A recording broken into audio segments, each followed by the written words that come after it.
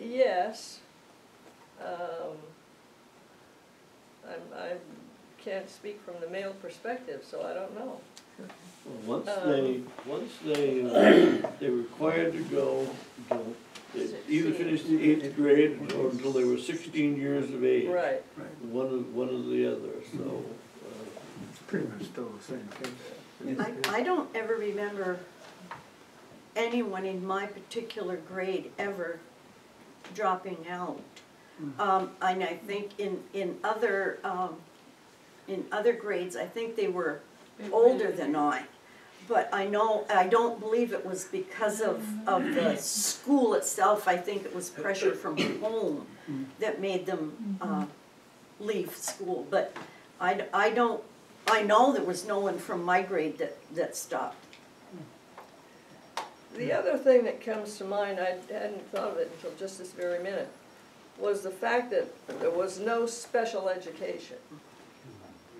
You were all special. You were, well, yeah, you were all special, some were more special than others. But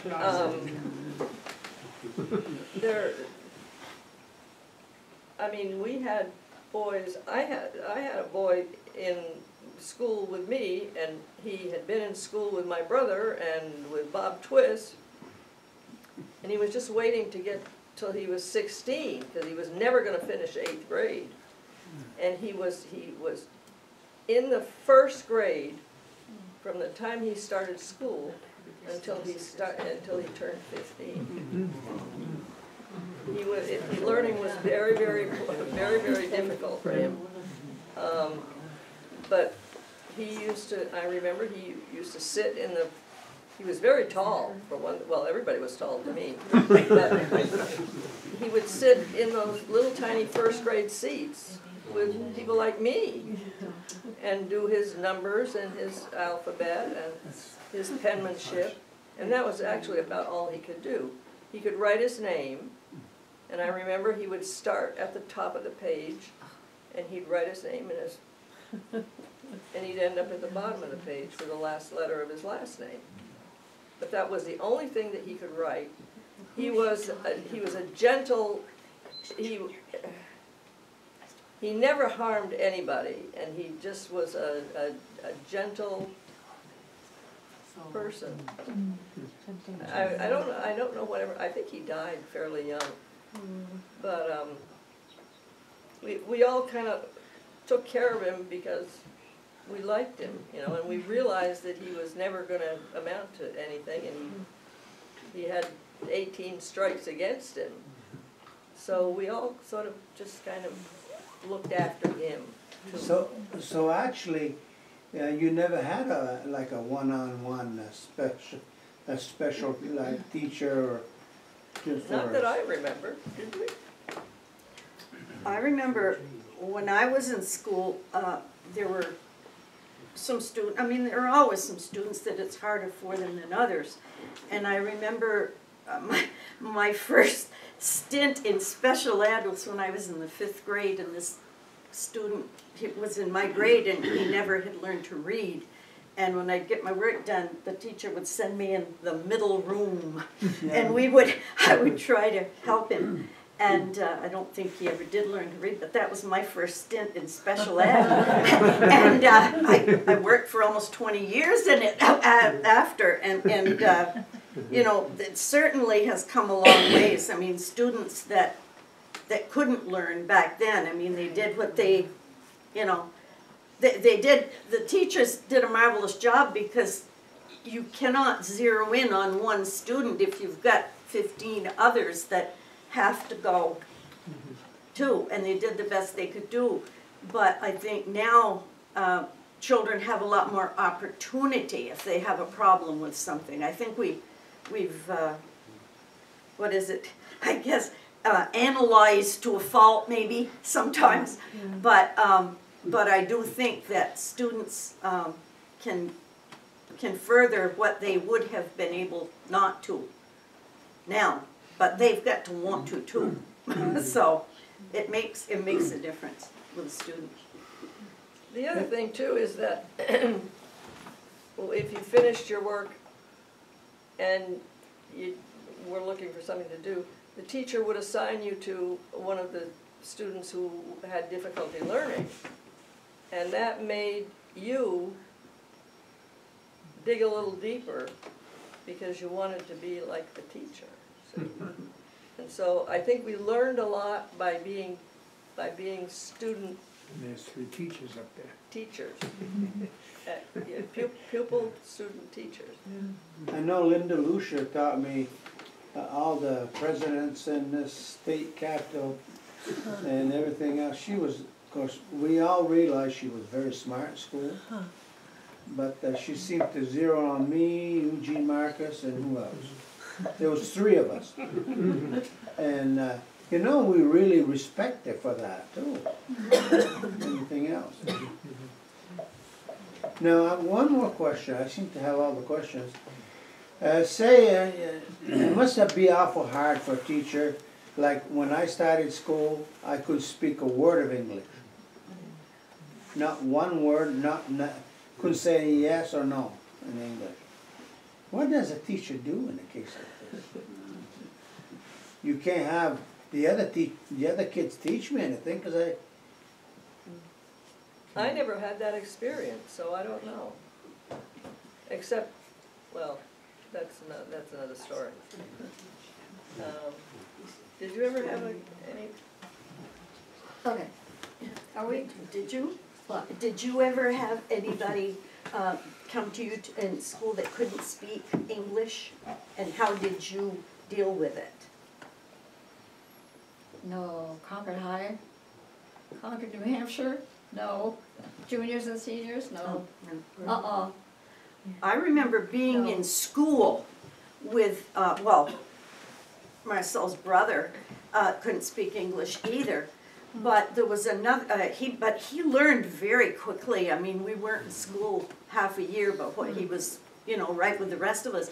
But there was another boy came from Canada, and I think probably he would have been a special education student, but he didn't learn as quickly as the others to speak English, and it was pretty tough for him. And I remember Mrs. Brown worked so hard to try to make him, you know, to fit, and he got so he could communicate with the children, but it was really hard for him. when I went to school in Craftsbury, they couldn't determine what grade I was in because I couldn't speak the language. I remember the teacher, a book with pictures, she'd say dog, and I'd have to repeat. That must be, it was devastating for me because I should have been with the other kids.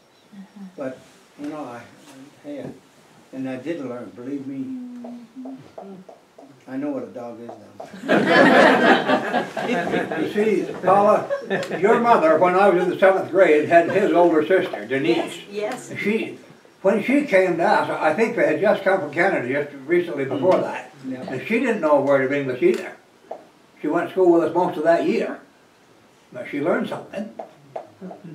I can remember Mom talking about students that didn't know English, but she never said anything about how she dealt with it or anything, but evidently she did.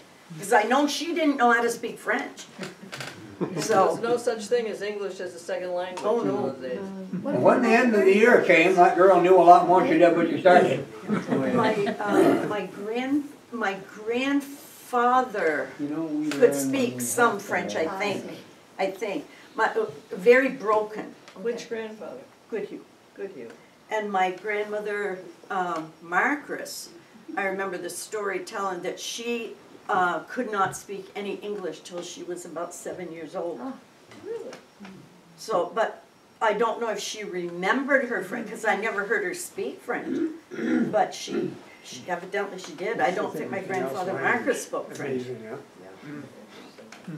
So when we were in high school, Ann and I, we couldn't take Latin because there was just, well, it was Nancy Mollica teaching French. Yeah. So, and my mother took Latin, my dad did, and The way it worked, the way it was so we really missed scheduled. out on that one.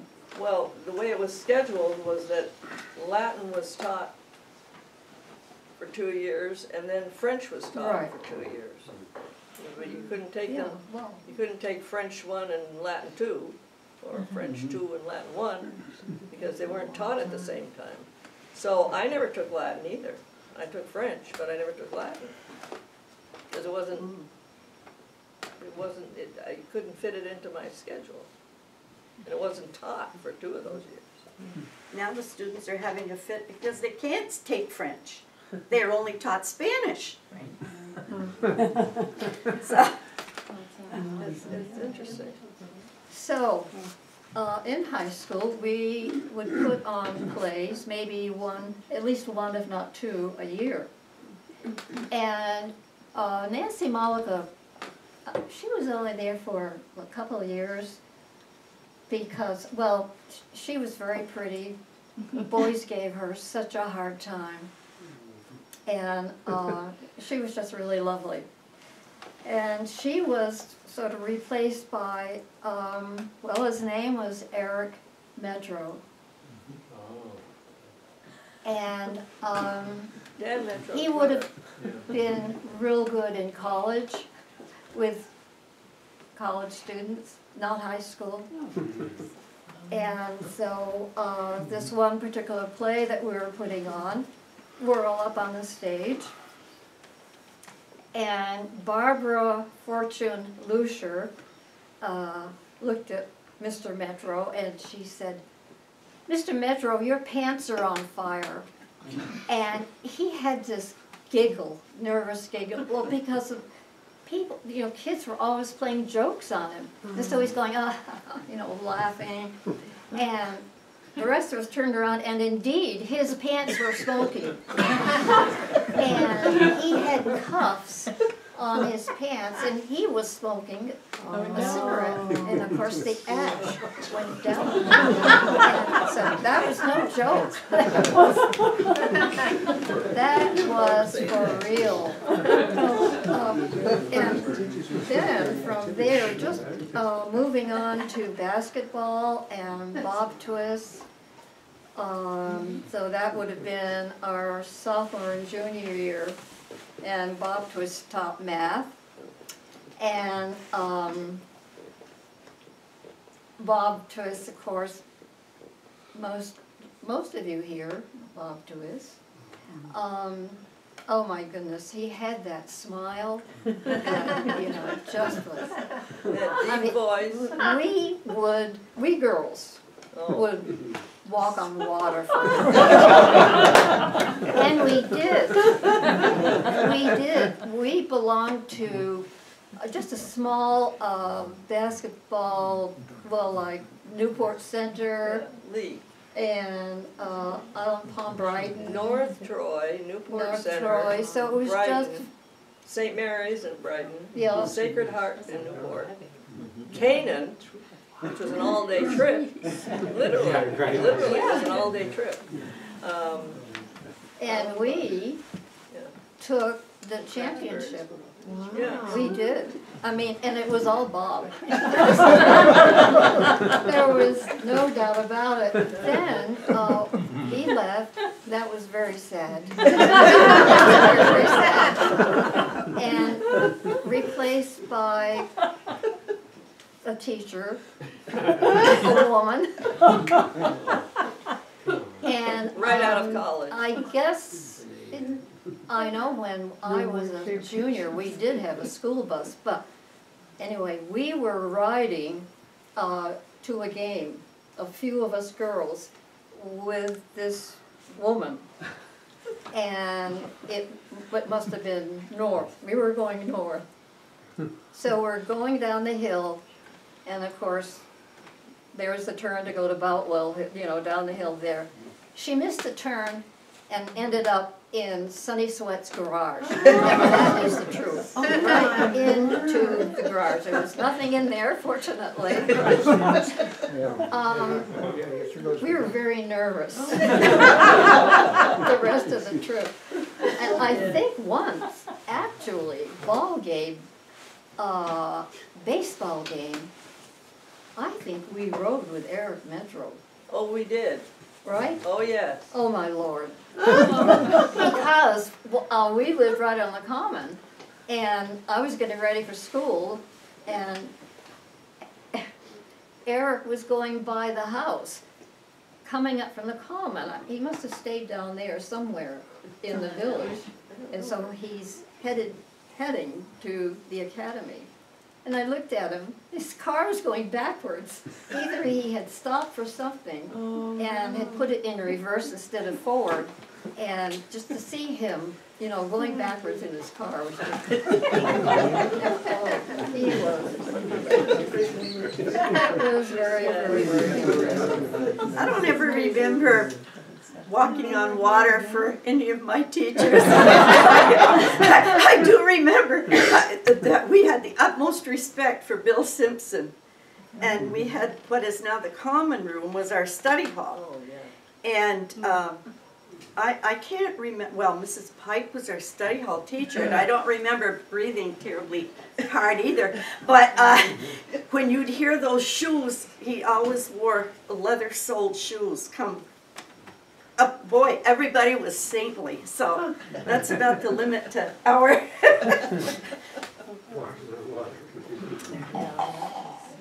Do you think the student feared the teacher? Feared? Feared. Or they... I never feared,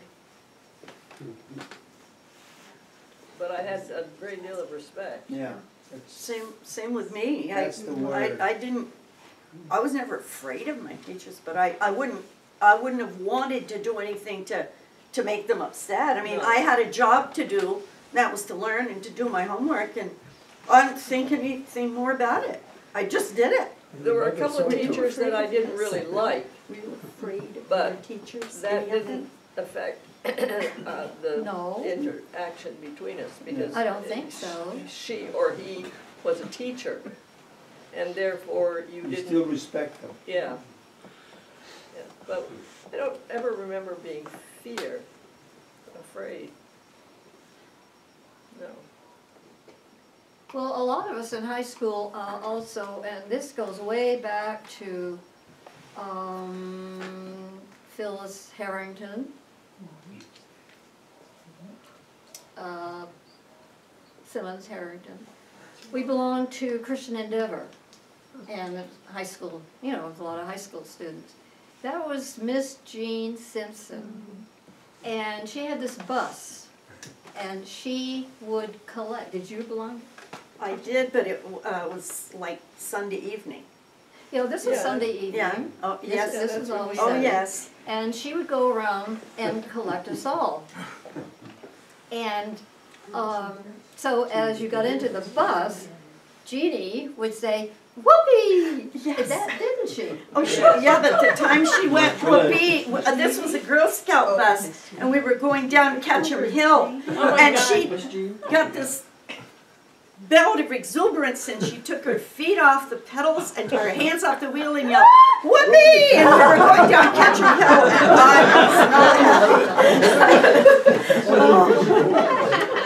I I think well, what Miss Jean didn't know. Well, maybe she did know that there was a lot of whoopee going on in the back of the bus. Particularly, it was girl meet boy, and particularly on the way home. And yeah, there are some stories. I've heard of one or two just recently, in which I'm probably not going to repeat. Gee, I missed out on these things. I came along too late. But it was always I think she a contest to see who got to sit in the back with whoever. She knew. You know, we had summer. We would be on Patmos Peak singing "Days Dying in the West," and other places we would be at the library, different, possibly at the church. But my grandfather used to work for Jean Simpson painting, and he would arrive at her house like at 7:30 in the morning. She would be asleep at her desk. She never had gone to bed. She just fell asleep. And she was a fascinating person. Ann and I took music lessons up at music camp, up beyond Elligo, and we had a recital, and this shows you the difference between Ann and me. Okay, always. Well, no. So we had a recital, and we both had, played the piano and played her piece beautifully. Well, I started mine. Halfway through, I stood up and said, "I'm sorry. I don't remember the rest of it." My mother must have been mortified. I don't remember what she said, but it really, I don't think I was embarrassed at all. I just didn't want to practice. I wanted to go to Barry and buy school clothes. To switch subjects entirely, Roberta and I one Halloween had an adventure. Before this meeting started, somebody said, Warren said, are you going to tell any spicy stories? And I said, we don't have any spicy stories. This wasn't a spicy generation. But we did have, Roberta and I did have a great Halloween adventure one year with a couple of our classmates from Albany, Rudy Bro and Ronnie Hackett. Hackett's, I don't know if you're familiar with Hackett's Orchard. Hackett's Orchard? That's Ron. Do you want to tell it or do you want me to? What? Do you want to tell this story? Well, I forget what you call the rake. It was a horse-drawn hay rake. Yeah. And Dump Pat rake. Shequins, A and dump rake. he was either the town sheriff or whatever. And this rake was on his lawn. And so Ronnie Hackett had his father's pickup truck. And so we hooked onto that rake. It was one of those, the old ones, when they We were in a pickup, and there were 4 of us in the pickup truck, right? Yeah. The front seat of the pickup truck. But I was little. You were what? I was little, so we could fit 4. Oh, yes. That's right. And so it was Rudy, and so he was in the back of the pickup hanging on to that rake. Yeah. And of course that was heavy. In the bed And of the then all of a pickup. sudden, we realized that Pat Sheepman was totally aware of what was going on, and so Rudy let go of the rake. I don't know what happened to that. And we continued into Albany. Yes. And because Ronnie's father was the town clerk, he drove around. We were going pretty fast, actually, because Pat Shequin was in his car following us and yelling out the window, and we didn't know what he was going to do to us. So we tore into the parking lot of the town clerk's office and parked in the back of the, it was a combination town clerk's office store. We're tearing in there and parked, and shut the lights off, and we sat there. Scared to death. Oh, terrified, Yeah. because we knew that if the guy ever caught us, we were in for it, because he would have been not understanding. Well, we were stealing his dump rate. So we stayed there for some time, and of course, almost immediately after we had pulled in and parked and turned the lights off the truck, he went tearing by and turned down Water Street. They were coming from Irisburg way, and the town clerk's office was on the left-hand side in Albany, and so Pat turned into Water Street right, which is where Rudy lived. And I think he thought we were probably going down to Rudy's house and hide or something. But we were behind the town clerk's office, and we stayed there for quite some time. I remember we saw Pat go back, you know, driving very, very slowly, looking up and down all the side roads to see if he could find the truck. But he never did, and we got away with that. Was that his rig you had? That was his rig? Oh, yes. Oh, yes. What were you going to do with it? Nothing, just take it. It was a prank. It was a prank. Was it the sheriff's rig? Yeah. And then Ronnie went on to become sheriff of the Grand Isle County. So. Yeah, yeah. Well, a lot of interesting things went on at Halloween. There used to be a hearse, a horse-drawn hearse, which was In the parked church shed. in the shed behind the church. That was before the addition was put on the church here. And so I think it was, I found it out just recently, they got Ellen Dunn. That would be Bob Brown's aunt. And into the hearse, and then pulled it down and put it in the cemetery, the common cemetery. Now, the original story that I heard was that there were two of them, a girl and a boy. But In the hearse? Bob didn't Yeah. think necessarily that way. And my father had some really wonderful stories also. They, you know, they would do things like they'd take a hen house and put it somewhere up on something, and so this type of thing's been going on. I don't know if it still goes on. I don't know what they do Halloween around here now. We did, I can remember them taking a wagon, some people taking a wagon from somewhere and putting it on the roof of what was the principal's house over here. Yes, Bob Brown, yes. But we didn't, but the thing, well, this isn't Halloween, but the thing that sticks out in my mind about my high school escapades is we were planning for our junior prom. And it was the 17th of May. And we always had, we didn't go other places to have the junior prom. We decorated the gym, for better or worse, and we thought it was beautiful. And we had worked all week long, nights in the evening, to get that all, and it was so hot that week. The people that had cars, they had convertibles, and oh, we were wearing shorts, and it was so warm, and it was just beautiful. The night of the prom, it snowed 6 inches. that I remember well.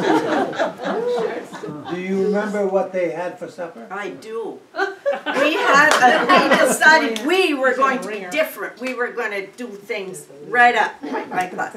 So we decided we would have a luau at midnight. We had spaghetti and meatballs.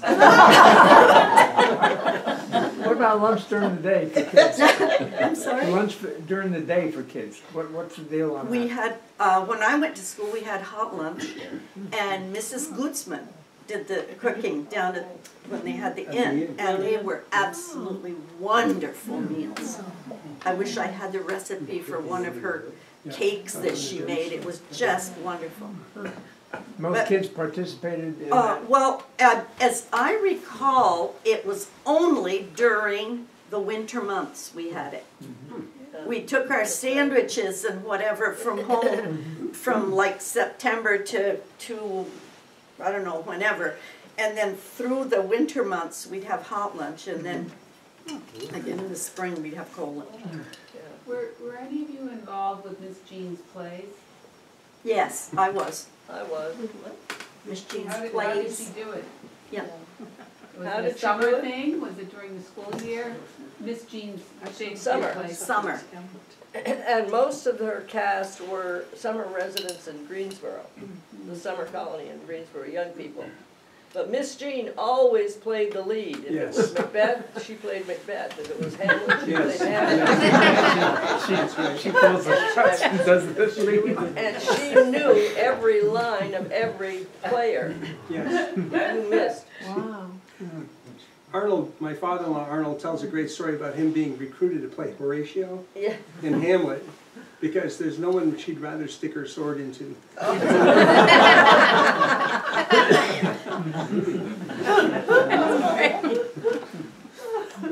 Well, I have a story involving the church. I took a group of students to from Concord High. They were my students to Washington, D.C., and we went to the Air and Space at the Smithsonian, and they have a movie.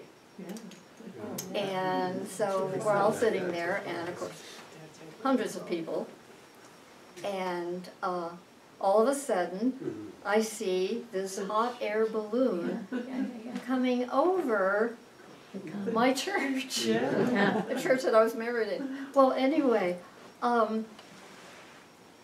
you know, I was just amazed, absolutely amazed, and I said, this is what I said. I said, oh my God, that's the church I was married in. And my student said, Mrs. A, please. I mean, they were embarrassed. I mean, I had tears coming. I mean, I couldn't believe that I was seeing this. And I didn't know about it. When it all happened, I was in college, so, or I guess, but I can't remember. But I knew, but I didn't know. So it was a real shock. You know, it really would be. So. That was 1973 or 1974, because I was teaching, you know, I was teaching French there in the building, right there as the helicopters were coming over. I was giving final exams that day, as they were filming. We woke up, we were in the dorm, the new dorms, and we woke up in the morning to these helicopters practically outside our window, and people hanging out over with their cameras and everything in period dress. So we just got up and came up on the common, and everybody was all getting ready to film, and Dave Brown's dog was in that movie. Right. Yes. And the reason it was filmed here was this was a church that had no electrical wires. Right. So it could be back in time. And a dirt road in front of it. And a dirt road. What was the movie? To Fly. They showed it at the Air and Space. We must have it here. Yeah, it's in the library. What's it called? To Fly. It's a history of flight. It's in this library? Up until that time. So we have We've got a copy.